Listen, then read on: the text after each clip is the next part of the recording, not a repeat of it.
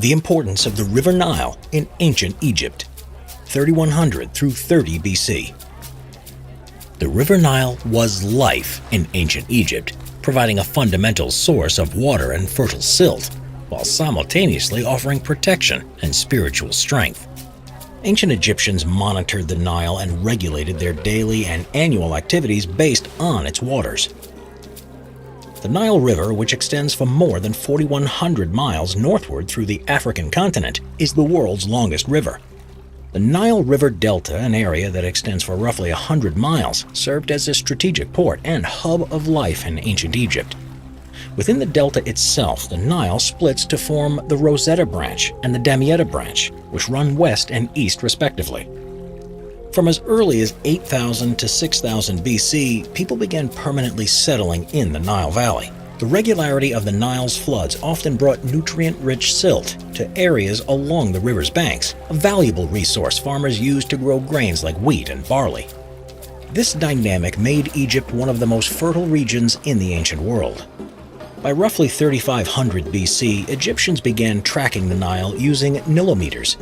Initially, nilometers were read on columns placed in the river to mark water levels, and priests would keep records. Later on, designs included stairs descending into the river itself. Similarly, observers noted the cycles of the Nile. The year was divided according to those cycles, with 3 distinct seasons. During Akhet, or inundation, the Nile flooded.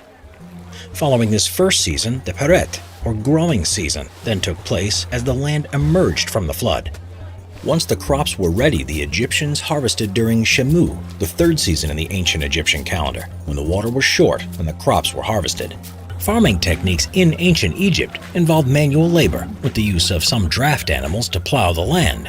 Wheat was separated by winnowing, using a wooden scoop which was thrown in the air so the chaff was blown away, leaving the heavy seeds in the ground. Grain was used to make bread, porridge, and beer, all foodstuffs fundamental to sustaining life. Farmers also grew cotton, beans, flax, and papyrus. Egyptians began to irrigate with the waters from the Nile, extending the amount of land that could be used for agricultural production. By 3100 BC, canals and dams emerged to channel water throughout the valley. The development of shadoufs, a system of ropes, beams, and buckets to retrieve water from the Nile, allowed people to move water from one channel to another, or to transport water to fields further out. From shadoufs appearing from around 1700 BC to water wheels a millennia later, irrigation continued to expand throughout the Nile Valley.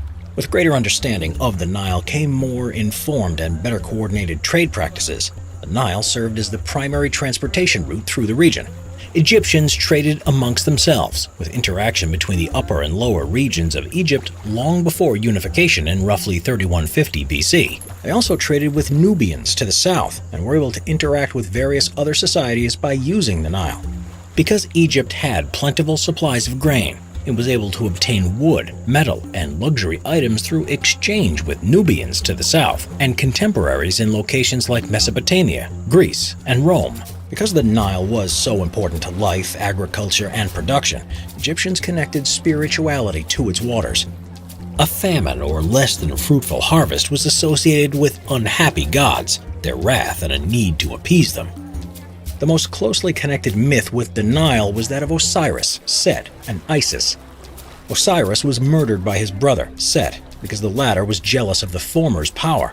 By tricking Osiris into a coffin that he then threw into the Nile, Set killed his brother. Osiris's wife, Isis, undertook a search for her husband's body. She found him and left her sister Nephthys to guard the body from Set. Set inevitably found the body, cut it into pieces, and distributed those parts throughout Egypt. Isis and Nephthys went to find all of the pieces and were able to locate everything but Osiris's genitals, which Set had thrown into the Nile. It was eaten by the Oxyrhynchus fish.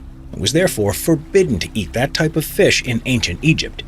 Another god was Hapi, who was the personification of the Nile River, symbolizing water and fertility. He was seen as the god who controlled the annual flooding of the Nile River and was worshipped by everyone in Egypt. Because the pharaohs were seen as gods in mortal form, they were also tied closely to the activities of the Nile. It is said that when the pharaoh Djoser experienced a famine during his reign, he was visited by the god Khnum in a dream. Khnum, connected to rebirth and creation, instructed Djoser to fix his temple in order to end the famine, which Djoser did. As a result, Egypt returned to a state of fertility, and Djoser was heralded as a great king. Egyptians enjoyed protection thanks to the Nile. The Egyptian kingdoms raised many mud brick forts along the Nile that enhanced the defensive capabilities of the kingdom against its southern neighbor, Nubia. Hostilities with Nubia to the south were also mitigated by cataracts, or shallow areas with rapid water, stones, and inlets that prohibited easy movement. As a thriving civilization, Egypt developed within a limited area around the Nile, protected by dry desert all around it.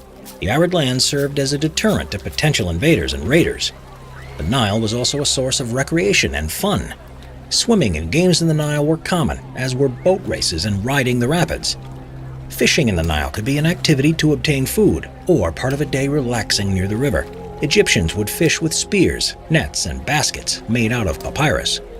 The Nile River was not without any dangers, however, as many wild animals lurked in its waters. Crocodiles and hippopotamuses were the scourge of the waters, wreaking havoc and devastation.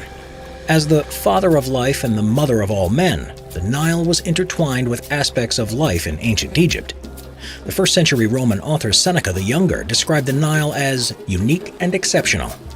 The power and importance of its waters has been recognized since ancient times, and the status of the Nile as an Egyptian lifeline was realized, welcomed, and praised.